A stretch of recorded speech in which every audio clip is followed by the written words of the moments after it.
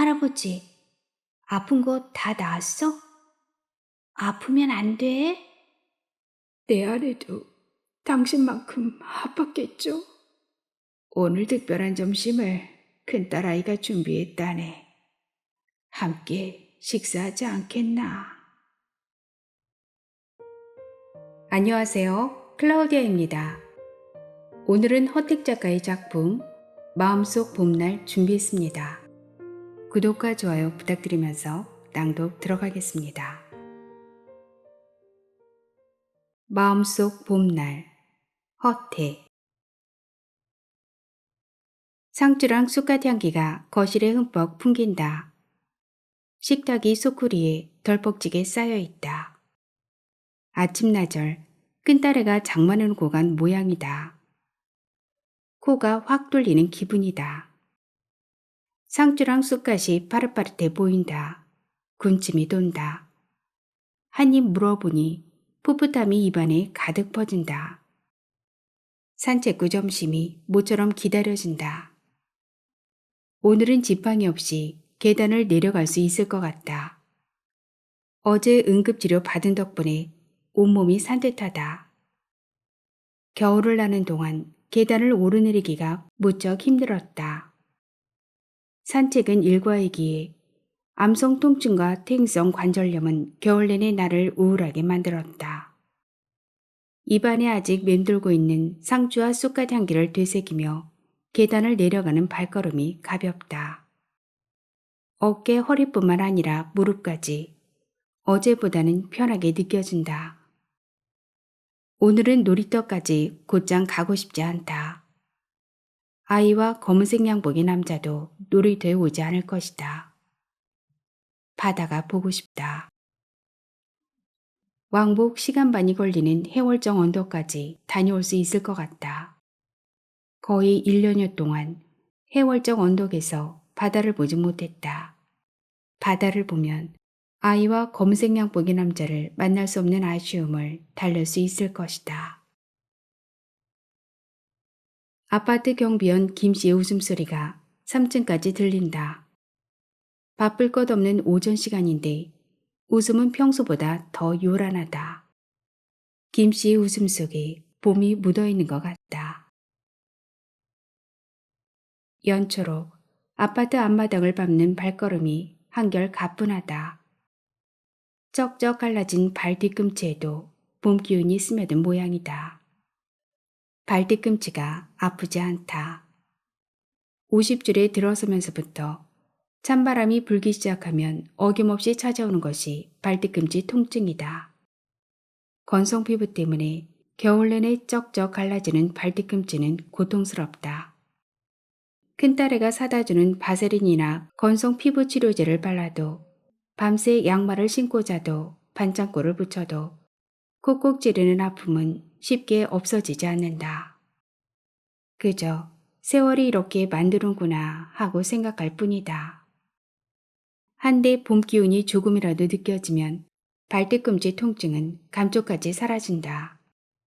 그 다음엔 손가락과 발가락 마디마디가 부드러워지고 무릎 어깨 관절들이 편하게 움직인다. 고일을 지난 세월이건만 봄은 항상 새롭다. 74번째 봄은 이전의 겨울을 감쪽같이 잊어버리게 한다. 가슴은 주책스러울 정도로 뛰고 누구든 붙잡고 이야기하고 싶어진다. 밤새 고양이를 자저러주는 소리를 들으셨나요? 아이고, 얼마나 밤을 달콤하게 만드는지 잠을 이룰 수 없었어요. 전혀 부끄러움 없이 말할 수 있을 것 같다. 낯선 이웃도 웃으면서 들을 것이다. 역시 해월정까지 나지막한 언덕길은 민들레나 토끼풀 같은 꽃향기를 맡을 수 없다면 나에게 힘든 산책길이 됐을 것이다. 그래도 마지막일지 모르는 해월정 바다를 볼 수 있어서 주름진 눈가가 촉촉히 젖어든다. 젖은 눈길로 바라보는 바다는 모처럼 내 마음을 넓게 만든다. 바다와 함께했던 봄들이 빛바랜 졸업 앨범처럼 내 마음을 스쳐간다. 결코 야단스럽지 않았다. 어릴 적부터 갯내음에 우렁찬 풍어가를 부르며 봄바람에 흔들리는 만선이 억으로 들어왔었다. 풍성한 식탁에서 봄바다를 고맙게 생각하던 긴 생애였다. 해월정 시원한 바닷바람은 그동안 힘든 고비마다 위안이 되어주었다. 아내가 뇌경색으로 세상을 떴을 때, 아들이 미국으로 이민 갔을 때, 내가 가난말기 판정을 받았을 때, 오늘도 봄에 묻힌 바다는 나를 위로해준다. 갈매기 울음소리가 오늘따라 바쁘게 봄을 탄다. 언제 다시 볼지 모를 해월정 바다를 눈에 찬찬히 담는다. 힘겨운 산책은 매일 아파트 노인정과 놀이터 근처 색바랜 나무 벤치에서 끝난다. 모서리나 뒷받침이 드문드문 떨어져 나갔지만 아직은 피곤한 내 허리나 엉덩이를 편안하게 해준다. 벤치는 낡은 아파트만큼 오랫동안 버텨왔다. 대견스러워서 나는 벤치를 내 거실 소파처럼 아낀다. 벤치 2개가 약 10m 간격으로 놓여 있다.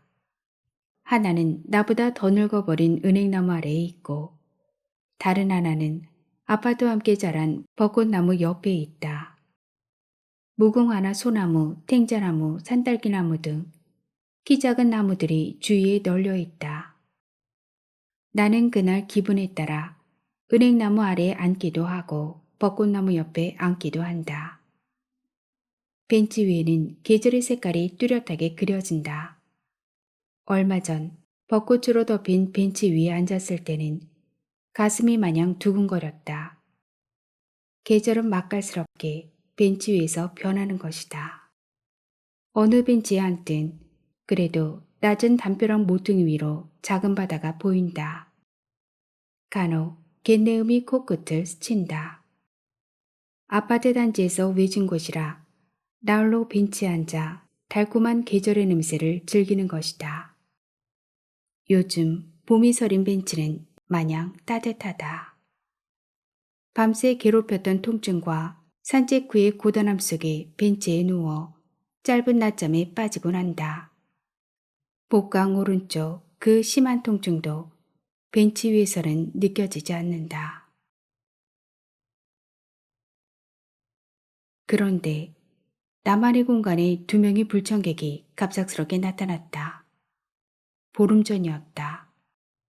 은행나무 아래 벤치에서 깜빡 낮잠을 잔 뒤 눈을 뜨자 아지랑이가 온통 가물거렸다. 50m 정도 떨어진 놀이터 쪽에서 아른거리는 아지랑이 사이로 노란 나비가 나풀거리는 것 같았다. 춤추는 듯 아름다웠다. 눈을 비비고 보니 나비가 아니었다. 놀이터에서 팔짝팔짝 뛰어놀고 있는 4~5살쯤 되어 보이는 여자아이였다. 노란 원피스를 입고 철봉대, 시소, 그네, 미끄럼틀 사이사이로 아지랑이보다 더 빠르게 나풀나풀거렸다. 어린아이는 알아들을 수 없는 노래를 목청껏 불렀다. 옹알거리는 노랫소리도 꿈결처럼 나른하게 들렸다. 어느덧 난 어린아이 노는 꼴을 멀거니 바라보면서 나도 모르게 고개를 끄덕이며 웅얼거렸다. 뜻밖의 불청객이 짜증스럽지 않고 앙증맞다. 바라만 보아도 나풀거리는 불청객이 정답다. 나는 벤치에 비스듬히 누워있고 그 아이는 봄바람을 흩뿌리며 뛰어다녔다. 그 아이는 지칠 줄 몰랐다. 알아들을 수 없는 노래는 계속 하늘을 날아다녔다. 다른 날과 달리 어린아이가 노는 시간만큼 나도 늦게 집으로 돌아갔다. 큰딸애가 걱정스러운 표정으로 경비실 앞에서 서성거리고 있었다. 늦은 점심이었지만 큰딸애가 장만한 쑥국에 입맛이 새콤하게 살아났다. 선뜻 밥 한 공기를 비운 나를 딸애가 기쁜 듯 바라보았다. 폐경기를 맞이할 나이가 되었건만 늙은 아비 병치레 때문에 매일 들르는 딸애가 안쓰러웠다. 아내가 죽자 5년 전에 내가 살고 있는 아파트 단지로 이사와 내 뒤치다거리를 하고 있다. 딸애와 손을 꼭 잡고 놀이동산에 봄소풍 가서 그 아이처럼 팔짝팔짝 뛰어놀던 시절이 있었다. 놀이터에서 본 어린아이 이야기를 하자 딸애가 내 손을 꼭 잡더니 언제든지 나와 함께 그 아이처럼 뛰어놀 수 있다면서 눈시울을 붉혔다. 그 다음 날부터 어린아이는 내 즐거운 불청객이 되었다. 봄맞이 패션쇼를 하듯 옷차림을 매일 바꾸는 아이는 놀이에 푹 빠졌다. 그 아이는 내가 가까이 다가가도 전혀 아랑곳하지 않았다. 무심결에 눈길 한번 줄 뿐이었다. 짧은 커트머리에 홍시같이 터질 듯한 볼, 두툼한 눈두덩 아래 위로 까만 눈썹과 눈동자가 장난기로 꿈틀거린다. 깔밑단 새침대기인 것 같다. 아이 입에서 튀어나오는 소리는 모두 노래가 되었다. 단조롭고 녹기만한 멜로디로 만들어졌다. 나는 마냥 따라 부르다 목청이 아프곤 했지만 피곤할 겨를이 없었다. 검은 양복의 사나이가 나타나기 전까지 아이는 내 벤치 쪽을 기웃거리지 않았다. 아이는 놀이터에서, 난 벤치에서 서로 봄을 즐기기에 바빴다. 웅얼거리는 노래로 가끔 서로를 확인할 뿐이었다. 아이는 점심 무렵 목에 걸린 휴대전화가 울리면 급하게 놀이터를 떠났다. 5일 전이었다. 검은 양복을 입은 남자가 불청객처럼 놀이터에 나타났다. 전날처럼 나와 아이는 오전나절 따사로운 봄을 즐기느라 그 남자가 우리 곁에 있는 줄도 몰랐다. 핸드폰이 울리자 아이는 언제나처럼 손발을 톡톡 털고 노인정 쪽으로 걸어갔다. 갑작스레 아이의 놀라는 소리에 나도 벤치에서 일어나 노인정 쪽을 보았다. 놀이터 철봉대에서 몇 발자국 떨어진 벤치 뒤쪽으로 30-40m 거리에 있는 노인정 계단에 검은 양복을 입은 40대 초반쯤 돼 보이는 남자가 앉아 있었다. 매우 놀라고 불쾌했다. 아이가 놀란 소리에 아랑곳 않고 남자는 멍하니 고개를 떨구고 있었다. 평상시 노인정은 아파트 그림자에 묻혀 내 눈에 쉽게 들어오지 않았다. 굳이 노인정 마룻바닥에서 쉬고 싶은 생각은 하지 않았다. 오후 한나절 노인정에 모이는 할머니들 수다만 그늘 속에 음산하게 퍼질 뿐이다. 난 노인정 수다를 좋아하지 않는다. 그 남자는 우리와 어울릴 수 없는 우중충한 그림자를 들이우고 있었다. 벤치에 놓을 기분이 아니었다. 우리는 재빠르게 아파트 쪽으로 발걸음을 돌렸다. 마치 저승사자를 본 것처럼 말이다. 그 다음 날 검은 양복의 남자를 잊어버린 채 산책 후 벤치로 갔다. 놀이터에서 어린아이 중얼대는 노랫소리가 들렸다. 난 기쁜 마음으로 벤치에 편하게 기대었다. 낮잠에 빠질 즈음 아이의 노랫소리가 이상해졌다. 중얼거림이 끊어졌다 이어지는 것을 반복했다. 노랫소리도 그리 높지 않았다. 놀이터 쪽으로 눈을 돌리자 아이가 뛰어놀다가 멈춰서 노인정 쪽을 바라보곤 하는 것이었다. 계단 쪽으로 눈을 돌렸다. 노인정 그늘 속에 그 남자가 묻혀있는 것이 보였다. 어제와 똑같은 모습으로 노인정 계단 옆 기둥에 매미 허물처럼 붙어 있었다. 잔바람이라도 금방 우수수 떨어질 것 같았다. 내 휴식처는 불쾌하게 변했다. 낮잠은 짜증으로 변했다. 노래를 제대로 부를 수 없는 아이가 걱정스러웠다. 아이는 놀이터에서 뛰어놀다 잠시 서서 그 남자를 바라보곤 했다. 남자를 바라보는 아이의 고개가 기웃기웃했다. 노랫소리는 계속 이어지지 못했다. 안타까웠다. 남자가 밉살스럽게 보였다. 남자에게 관심을 가질 만큼 나는 여유롭지 않다. 아픈 내 몸 다스리기에도 힘들다. 남자를 슬쩍 보기만 하는 것으로도 잠잠하던 내 복부가 옥신거렸다. 저 남자 같은 너절한 모습을 내 나이보다 많이 보아왔다. IMF 이후 주변에서 흔히 볼 수 있는 공공연한 사회현상이다. 담배 몇 갑을 연기로 날리며 한 번쯤 낭만적인 자살을 생각하겠지. 우스운 잣대를 머릿속에 굴리면서 며칠간 자포자기 심정으로 술을 퍼마신 뒤 신음하다가 결국 살아야겠다는 생리적 욕구를 느끼며 물을 벌컥벌컥 들이킬 것이다. 내가 겪은 아픈 세월만큼, 또한 가난 말기에 드리워진 죽음의 공포만큼 저 남자의 가슴앓이는 절실할까. 옹알거리는 노래가 힘없이 띄엄띄엄 이어지더니 내 귓가에서 사라져버렸다. 나는 아이를 걱정스럽게 보았다. 아이는 검은 양복의 남자를 호기심으로 빤히 쳐다보고 있었다. 그 남자를 자세히 보았다. 그는 매미 허물이 된 듯 우리의 시선을 전혀 느끼지 못했다. 반듯한 얼굴, 고급스러운 양복, 흰 와이셔츠, 검은 넥타이, 반짝이는 구두, 희멀건 긴 손. 행색으로 본다면 범상치 않은 화이트 컬러 같다.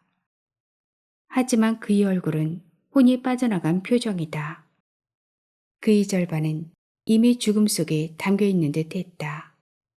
아이는 넉넉한 남자가 궁금한지 남자 곁으로 조심스레 몇 발자국 다가갔다. 그때 휴대전화가 울렸다. 아이는 주춤거리더니 아파트 쪽으로 뛰어갔다. 나는 뛰어가는 아이의 뒤를 엉금엉금 쫓아갔다. 아이를 쫓아가기에도 숨이 찼다. 그날 저녁 엘리베이터에서 우연히 그 남자에 대한 동네 아줌마들의 수다를 들을 수 있었다.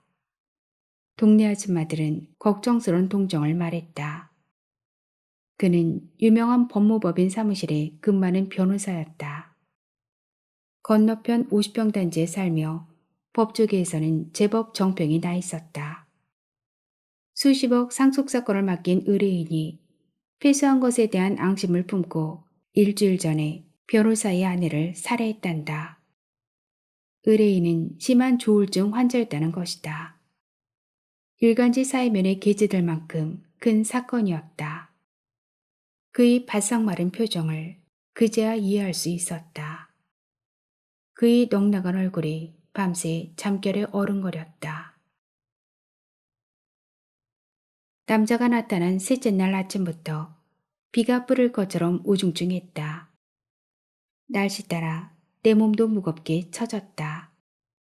복부 통증 때문에 숨이 끊어질 듯 했다.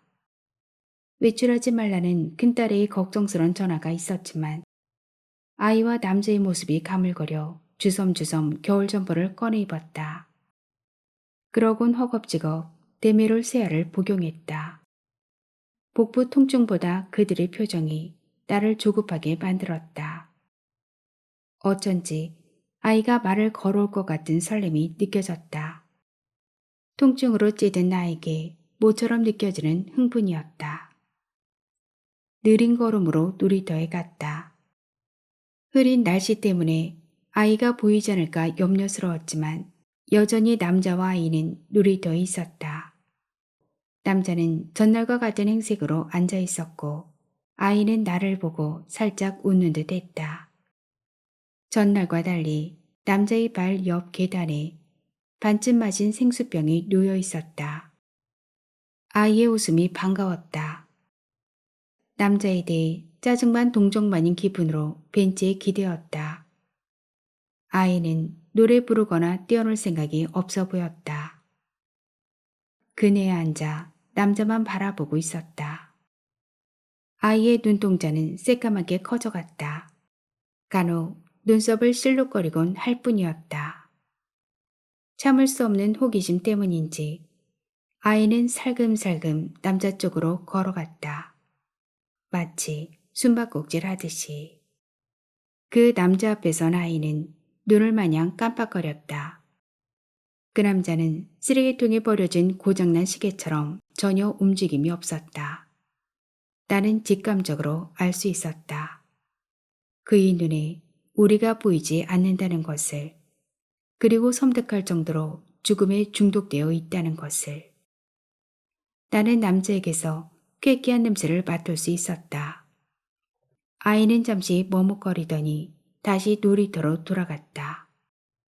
미끄럼을 타면서 노래를 옹알거렸다. 하지만 그에 대한 궁금증 때문에 노래를 계속 부르진 못했다. 아이는 몇 번 남자와 놀이터 사이를 왔다 갔다 했다. 그 남자 앞에서 입술을 쫑긋거리기만 할 뿐이었다. 남자는 여전히 매미어물처럼 노인정 기둥에 붙어 있었다. 아이는 고개를 갸웃하더니 나에게 도움을 청하는 눈빛을 처음으로 보냈다. 아이도 홍시가 터질 듯이 웃었다. 그러나 아이는 선뜻 나에게 오지 않았다. 다시 놀이터와 그 남자 곁을 오락가락하며 나에게 웃음만 보낼 뿐이었다. 아이의 노래는 더 이상 들을 수 없었다. 하지만 서로 웃을 수 있는 사이가 되었다. 비록 매미 허물 같은 남자 때문이지만 난 기뻤다. 아이와 서로 웃을 수 있다는 것이. 내 눈길은 아이가 어떤 얼굴로 어떤 행동을 할까 쫓아다녔다. 아이가 남자에게 말을 건 것은 그가 생수를 마셨을 때였다. 그는 겨우 한 모금을 마셨다. 아이는 급히 남자 곁으로 뛰어갔다. 아이는 남자가 움직이는 것을 보았다. 남자의 손놀림은 마치 로봇 같았다. 아저씨, 왜 그렇게 앉아 있어? 몸이 많이 아파서 울어요?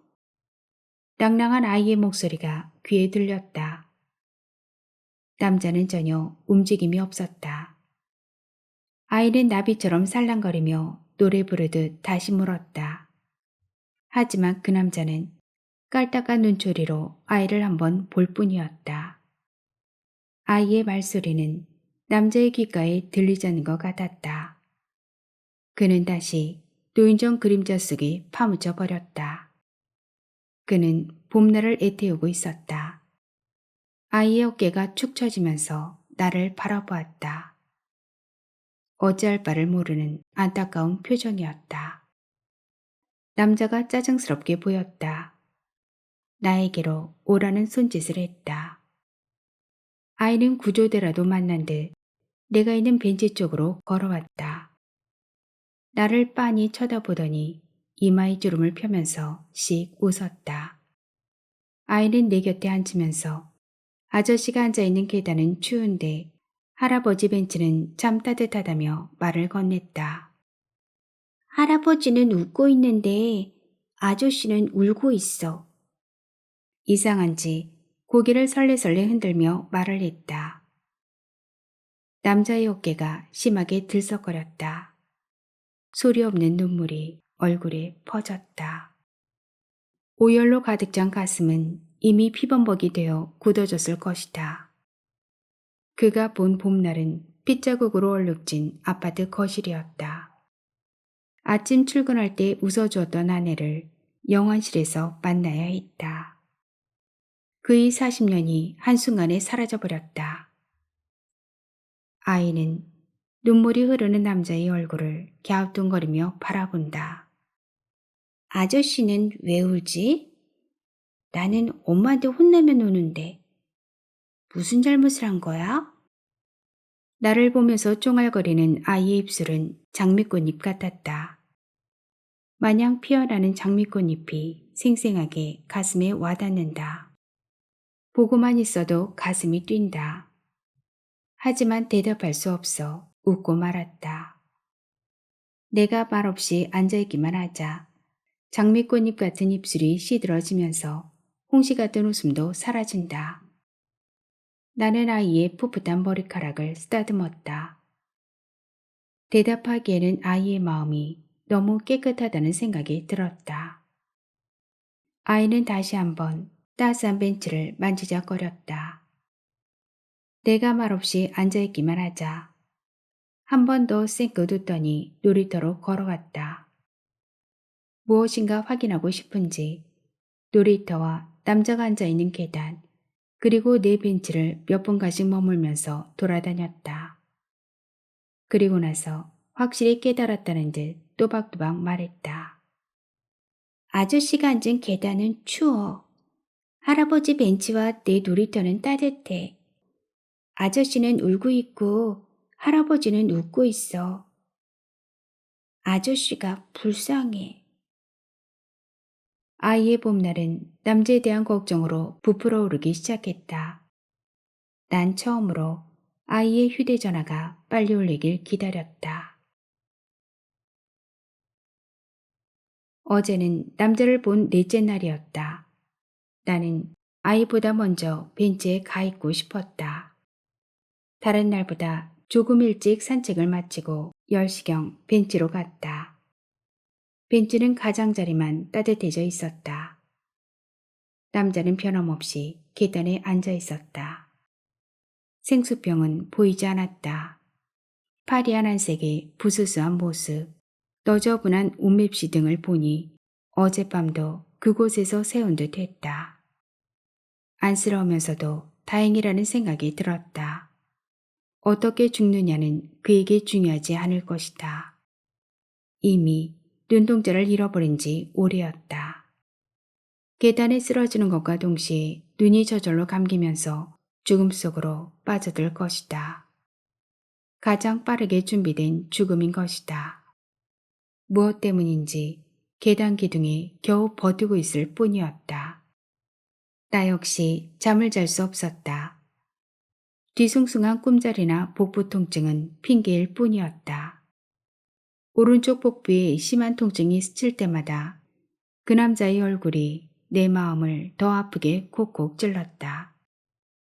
어느덧 남자의 표정에 감염된 듯한 아이의 얼굴이 밤새 잠을 설치게 했다. 산책 중에 그 남자가 보이지 않을까봐 조바심이 났다. 그가 사라지면 아이가 울지 모른다는 걱정이 앞섰다. 어쩔 수 없다. 나도 모르게 삼각관계에 엉켜버렸다. 그렇게 오랜 세월 동안 언제나 피하고 싶었건만 사람이란 이런저런 관계 속에서 서로 삼각형처럼 엉키게 되는 것이다. 놀이터, 노인정 계단, 벤치가 긴 이등변 삼각형이 됐다. 삼각형은 인류가 제일 처음 찾아낸 기본 법칙이자 우주에서 가장 안정된 기본 도형인 것이다. 삼각형이 사라지면 온갖 재앙이 지구를 덮칠 것이다. 아이는 전날 움직이면서 긴 이등변 삼각형을 만들어버렸다. 난 꼼짝없이 삼각형 안에 갇혀버렸다. 서로를 위해 삼각형이 만들어졌다. 잠시 후 아이는 놀이터에 나타났다. 우리는 또다시 삼각형으로 엉켜졌다. 아이의 손에 슈퍼마켓 비닐봉지가 들려 있었다. 아이는 숨을 크게 몰아쉬며 나와 남자를 번갈아 쳐다봤다. 걱정스러움과 반가움이 얼굴에 겹쳐졌다. 남자는 언제나처럼 나와 아이를 못 보는 듯 했다. 하지만 아이는 망설이지 않고 용감하게 남자 곁으로 걸어가서 비닐봉지를 계단 위에 내려놓았다. 비닐봉지는 아이의 손을 거치더니 이내 유술주머니로 변했다. 아이의 손길을 따라 초코파이 3개와 요구르트 2병, 초콜릿 쿠키와 여러 가지 소꿉들, 그리고 동화책 1권과 휴지 등이 술술 나왔다. 소꿉들은 무지개 3개였다. 초코파이와 요구르트 1개씩만 남겨두고 다른 것들은 도로 요술주머니 속으로 사라져버렸다. 나도 모르게 가슴 깊숙한 곳에서 따뜻한 웃음이 터져나왔다. 웃음은 오랫동안 내 얼굴에 맴돌았다. 아이는 남자의 팔을 흔들었다. 뻣뻣한 얼굴로 그 남자는 허수아비처럼 휘청거렸다. 아이는 쓰러질 듯한 그를 걱정스레 쳐다보더니 배고플 때 먹으라고 또박또박 크게 말을 했다. 그는 여전히 허수아비 같았다. 아이의 얼굴에 섭섭한 표정이 스쳐갔다. 고개를 설레설레 흔들더니 놀이터로 돌아갔다. 아이는 놀이터 한 구석에 소꿉들을 펼쳐놓았다. 놀이터가 소담한 소꿉놀이집이 되어버렸다. 아이의 손길이 부지런하게 바빠졌다. 소꿉들이 아롱아롱 움직였다. 잠시 후 소꿉들이 밥상으로 만들어지고 초코파이는 밥으로, 초콜릿 쿠키는 반찬으로, 요구르트는 국으로 변해버렸다. 그늘진 계단에 초코파이와 요구르트가 얌전히 놓여 있었다. 아이는 뒤뚱뒤뚱 걸어서 밥상을 나에게 가져왔다. 할아버지 배고프지요? 맛있게 드세요. 저 아저씨도 배고플 텐데.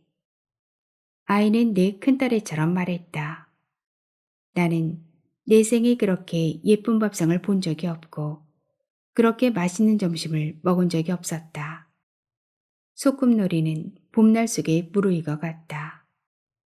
소꿉놀이의 하루는 짧았다. 아침, 점심, 저녁으로 온갖 정성스레 차려진 밥상을 자주 먹어야 했다. 아이는 남자 앞에 밥상을 놓고 기다리다 그가 거들떠보지도 않자 결국 나에게 가져왔고 난 허겁지겁 먹곤 했다. 아이의 소꿉놀이는 바빴다. 식사가 끝나자 남자 앞에서 낭랑한 목소리로 동화책을 읽어주었다. 이야기들이 내 귀에까지 들렸다. 아이는 내 딸아이 같은 표정을 지었다. 아이의 애틋한 노력도 소용없이 남자는 서서히 기둥 옆으로 무너지기 시작했다. 그는 잔바람에 허물어지는 모래성 같았다. 걱정이 되어 심장까지 두방망이질했다. 아이는 무너지는 남자의 어깨를 손으로 잡았다. 하지만 남자는 계속 무너져 내렸다. 아이의 낑낑거리는 목소리만 커져갔다. 나는 벤치 등받이를 두 손으로 꼭 잡고 있었다. 그때 갑자기 오른쪽 복부에서 진절머리 나는 통증을 느꼈다. 순간 진통제 데메로를 산책 전에 복용하지 않고 온 것이 기억났다. 아이가 할아버지! 할아버지! 하며 애타게 불렀다. 아이는 남자의 팔을 힘껏 잡고 있었지만 그와 함께 계단 쪽으로 무너지고 있었다. 씩씩거리며 땀을 흘리는 아이의 얼굴이 어렴풋이 보였다. 나는 노인정 계단 쪽으로 엉금엉금 기어갔다. 발걸음마다 통증은 정수리 쪽으로 치솟았다. 땀이 등줄기를 흥건히 적셨다. 남자에게서 나보다 더 심한 쉰내가 확 풍겼다. 순간 구역질이 나왔다. 남자 옆에 앉아서 그의 어깨를 꼭 끌어안았다. 아이의 찡그린 눈가에 기쁜 웃음이 스쳤다. 통증은 오장육부를 들쑤시며 심한 경련을 일으키기 시작했다. 아이는 통증으로 찡그린 내 얼굴을 보고 말았다. 아이는 나와 남자를 번갈아 봤다. 아이의 눈동자가 걱정과 놀라움, 두려움으로 한없이 커졌다. 아이는 결국 울음을 터뜨렸다. 아이의 울음소리는 봄바람에 실려 퍼져갔다. 아이의 울음은 감당할 수 없을 정도로 본능적이었다. 구급차 사이렌보다 더 시끄러웠다. 남자의 눈꺼풀이 파르르 떨리더니 처음으로 눈동자가 열렸다. 매우 놀란 듯 나와 아이를 번갈아 보았다. 순간 아이는 울면서 요구르트를 그 남자 입에 가져갔다. 얼떨결에 남자는 요구르트를 마셨다. 아이는 내 큰딸처럼 행동했다. 남자와 나는 서로의 눈동자에서 죽음을 볼 수 있었다. 서로 이해할 수도 물러설 수도 없는 죽음을 말이다. 아이의 울음만이 우리 사이를 파고들었다. 난 아이의 울음 때문에 어깨와 허리에 더욱 힘을 주어야 했다. 아이의 울음 때문에 남자도 눈을 감을 수 없었다. 웅성거리는 소리가 들리더니 경비원과 이웃 사람들이 노인정 쪽으로 걸어왔다. 긴 이등변 삼각형은 갑자기 많은 사람들로 메워졌다. 우리는 이웃 사람들에 이끌려 헤어졌다. 나는 가까운 병원 응급실로 옮겨졌다. 해월정까지의 산책은 나에게 매우 벅찬 일이다. 상쾌한 바닷바람을 들이마셨건만 걸음걸이는 점점 무거워진다. 포근한 바람이 불지 않았다면 벤치까지도 오기 힘들었을 것이다. 돌아오는 걸음걸음마다 몸 여기저기서 암성 통증이 느껴진다. 겨우 벤치에 도착하자 날 기다리고 있는 얼굴이 보인다. 어린아이가 놀이터에서 여전히 홍시 같은 웃음을 짓는다. 남자는 푸른색 트레이닝복으로 바꿔 입고 있었다. 계단에 앉아 전날 표정 그대로 눈만 뜨고 있는 것 같았다. 오늘 난 삼각형의 법칙이 깨질 것이라 생각했었다. 웃을 수밖에 없는 엉뚱한 예측이 되었지만 남자는 가족들에 의해 보호 감금당할 것이며 수면제나 신경안정제 주사를 맞은 후 깊은 잠에 빠질 것이다. 며칠 동안 중독된 죽음이 없어질 때까지 계속 잠을 자야 할 것이다. 아이는 엄마에게 야단맞을 것이다. 설령 놀이터로 다시 나온다 해도 돌볼 사람이 없어져서 심심할 것이다. 아이는 아이답게 다른 놀이터로 달려갈 것이다. 그러나 오늘도 우리는 각자의 꼭지점을 지키게 되었다. 아이는 나를 보자 기쁘다는 듯이 내 벤치로 뛰어온다. 남자도 힐끔 나를 본다. 아이는 내 딸아이처럼 나를 걱정했던 모양이다. 반가운 마음에 잠시 통증이 사라진다. 할아버지, 아픈 거 다 나았어? 아프면 안 돼? 내 손을 꼭 잡고 흔든다. 그러더니 풀밭에서 민들레 꼬시를 꺾어서 나에게 후하고 분다. 민들레 꼬시가 나를 감싼다. 내 마음에 아이의 봄이 쌓인다. 이번에는 아이가 남자에게 살포시 다가가서 민들레 꼬시를 많이 분다. 꼬시들은 남자를 감싸면서 그를 꽃사람으로 만든다. 아이가 다시 노래를 옹알거리기 시작한다. 아이의 소꿉노래는 마냥 노래 속에서 피어난다. 내 통증이나 남자의 얼굴 표정 따위와는 상관없이 말이다. 빨리빨리 나아라. 어서 나아라. 꼬시는 노래 따라 우리 주위를 살랑거린다. 남자는 계단 기둥에 기대서서 꼬시 때문에 눈을 감지 못하고 있다. 우중충한 그늘이 또다시 그를 파묻고 있다. 남자는 오늘도 죽음을 포기하지 않은 모양이다. 우리에게서 멀어질 준비를 눈가에서 시작한다.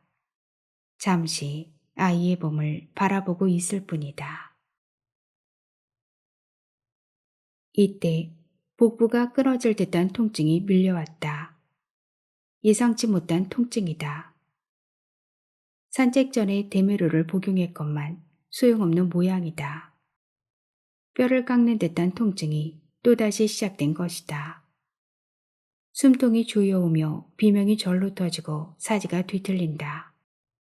온몸이 산산조각 나서 떨어져 나가는 것 같고 오금이 굳어버린다. 난 아기처럼 변했다. 나를 바라보는 아이의 동공이 하얗게 커진다. 아이의 노래가 두려운 울음으로 바뀐다. 아이의 울음과 내 비명 때문에 남자는 어쩔 수 없이 눈을 크게 뜬다. 남자는 매우 언짢은 표정을 짓는다. 통증은 죽어야 멈출 것 같다.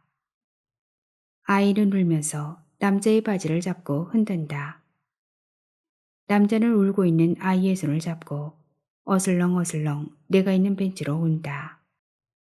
심한 기침에 각혈까지 하자 남자의 눈동자와 손길이 바빠지기 시작한다. 남자는 자신의 죽음을 잠시 접어드는 것 같다. 남자는 눈동자에 나의 죽어가는 육체를 똑똑히 담고 있다. 정신 차리라는, 집이 몇 동 몇 호냐는 남자의 다급한 목소리가 들린다. 나는 겨우 아파트 동가우스를 말한다. 아이의 울음이 멈추고 남자는 나를 등에 업어서 우리 집으로 데리고 왔다. 나를 부축한 손이나 어깨, 팔 근육이 생생하게 움직인다. 그는 자신의 마음으로 느꼈을 죽음을 내 신체의 통증으로 보고 있는 것이다. 나는 급히 데메롤 세아를 복용한다. 남자가 나를 침대에 눕히고 이불을 덮어준다.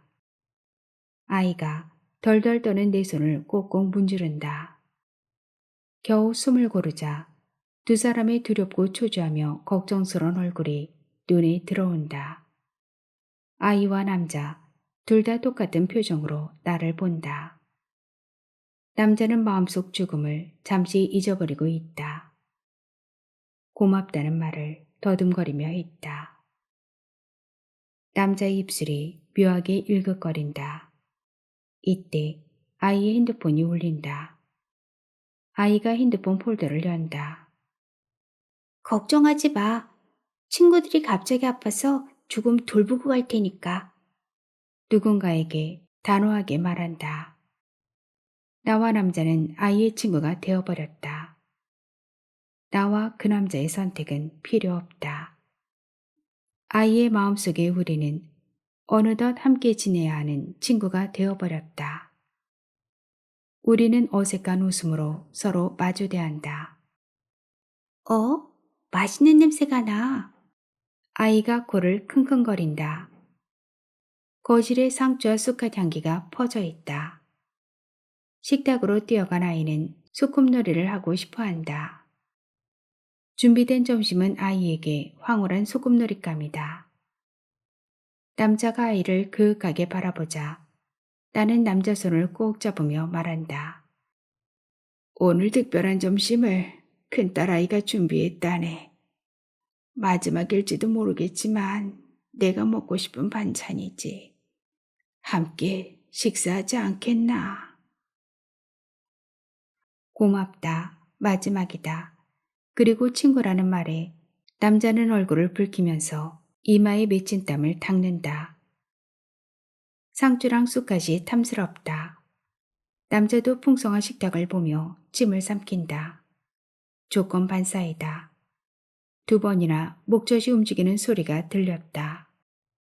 민망했던지 고개를 숙인다. 아이가 숨가쁘게 소꿉놀이 하자고 재촉한다. 남자는 나를 이끌어 식탁에 앉힌다.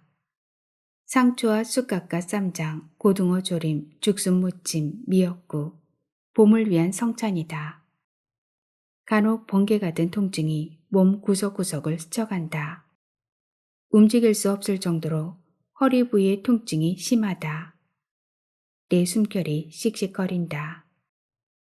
아이는 남자에게 대답할 겨를도 주지 않고 이것저것 수다스럽게 물어본다. 아이는 식탁이가 온통 궁금할 뿐이다. 다시 한번 고맙다는 말과 함께 내가 당뇨병의 간암말기 환자라는 것을 그에게 알린다. 그는 이미 짐작한 듯 무덤덤하게 들으며 아이의 질문에 말더듬이처럼 대답한다. 아이의 재촉에 남자는 졸지에 요리사가 된다.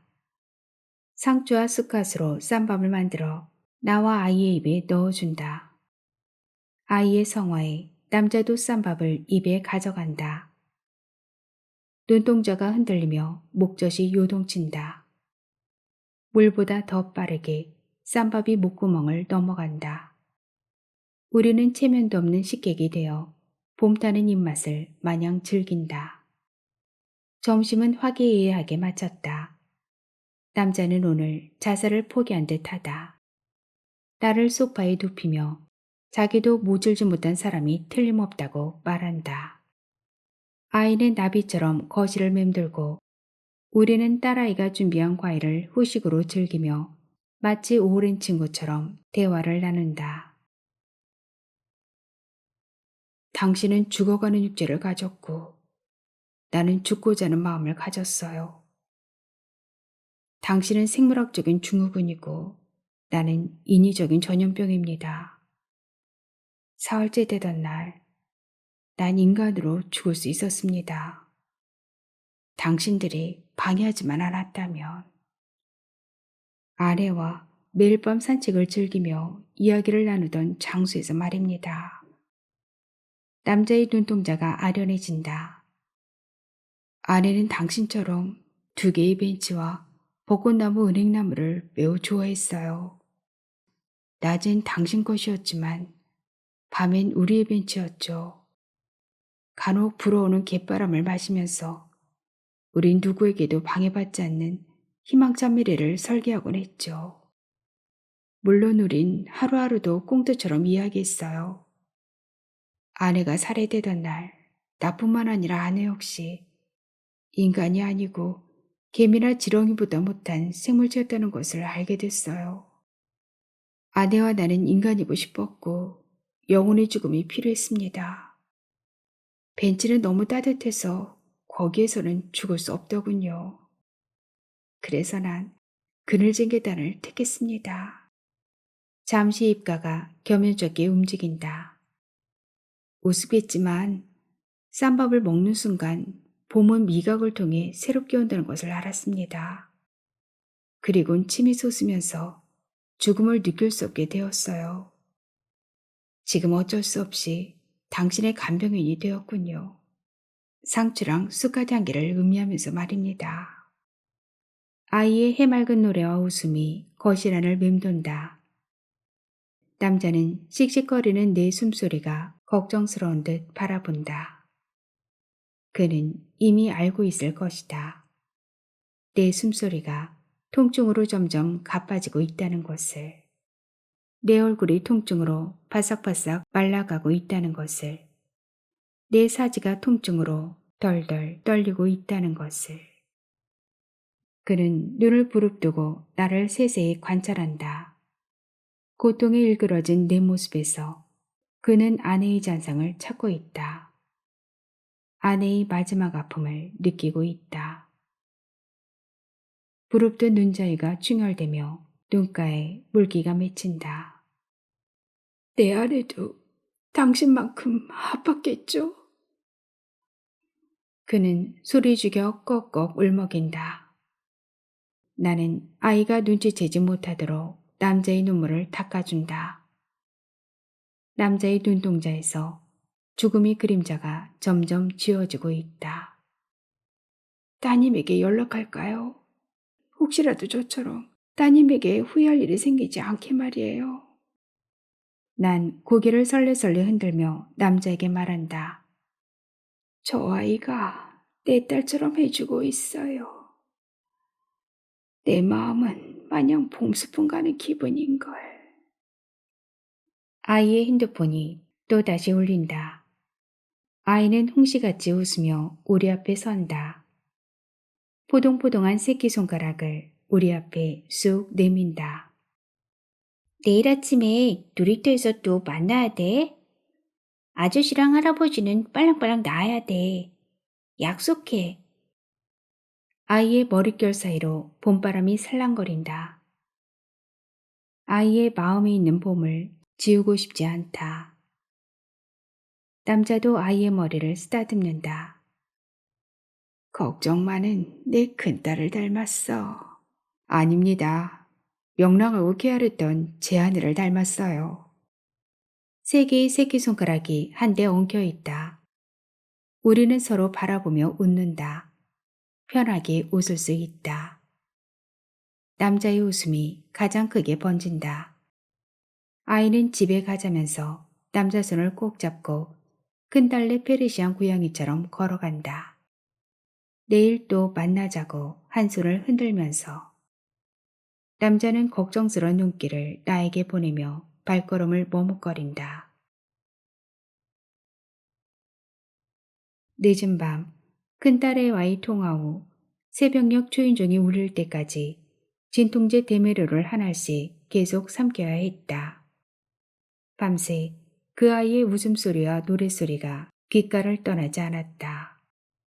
73번의 봄이 고장난 비디오처럼 몇 번씩이나 눈앞에서 찍찍거리며 재생된다. 내 마음은 아이의 노래에 젖어 있다. 밤새 몸은 차갑고 깊은 바닷속을 계속 떠다니는 것 같다. 의사 선생님이 위험하다고 하셨죠? 위급하면 언제든지 전화하든지 비상벨을 울리세요. 큰딸의 잔소리가 아득히 멀어지면서 몸이 블랙홀 속으로 빨려 들어가는 것 같았다. 모든 것이 가물거리기만 할 뿐이다. 초인종이 계속 울리더니 문이 부서질 듯 열리는 소리가 어렴풋이 들린다. 남자가 걸어 들어온다. 계속 전화를 받지 않아 걱정이 돼서 왔습니다. 당당하게 허리를 세우고서 말을 한다. 어제까지 너절한 행색은 찾아볼 수 없다. 그의 얼굴은 법정에서 변론할 때처럼 말끔하게 정리되어 있다. 내 코에 손을 대고 내 가슴에 귀를 얹어본다. 다행이라는 듯 웃으면서 나를 껴안는다. 그러곤 나를 욕실로 데리고 가서 목욕을 시킨다. 옷장에서 가장 화사한 옷을 꺼내 입힌다. 남자는 변론할 때처럼 정확하고 세밀하게 행동한다. 나를 업고 새벽길을 달린다. 나를 벚꽃나무 옆 벤치에 아기 다루듯 눕힌다. 남자는 은행나무 벤치에 앉는다. 우리는 언제까지나 이렇게 있을 수 있다. 하늘에 해와 달이 있고 바다가 보이며 구름 실린 바람도 불어온다. 햇살이 비치면 곧 아이도 나비처럼 나풀거리며 울 것이다. 아이는 아침 인사를 하며 상큼하게 웃을 것이다. 아이는 마냥 즐겁게 봄 노래를 부를 것이다. 아내처럼 보내고 싶지 않습니다. 아내도 쌈밥을 좋아했어요. 저녁 때 쌈밥을 맛있게 먹었을 겁니다. 그러고는 언제나처럼 손을 꼭 잡고 산책하다가 벤치에 앉아서 봄 얘기를 했겠죠. 그러다 아내는 내 무릎을 베고 누워 잠이 들 거예요. 아내는 은행나무 밑에서 쉬고 싶다고 잠꼬대처럼 말하곤 했습니다. 은행나무와 벚꽃나무 잎이 내 가슴에 쌓여간다. 수북히 쌓여간다. 포근포근하다. 아내는 은행나무 밑에서 쉬고 있답니다. 나도 벚꽃나무 옆에서 영원히 쉬고 싶다네. 소설은 여기까지입니다. 허택 작가는 2008년 문학사상 신인상에 단편소설 리브앤다이가 당선되면서 작품 활동을 시작했습니다. 소설집으로 리브앤다이, 몸의 소리들, 대사증후군, 언제나 편하게, 5인 중편 소설집으로 선택, 8인 테마 소설집으로 1995가 있습니다. 2017년 제22회 부산소설 문학상, 2018년 제18회 부산 작가상을 수상했습니다. 긴 시간 함께 해주셔서 감사합니다. 오늘도 행복하세요.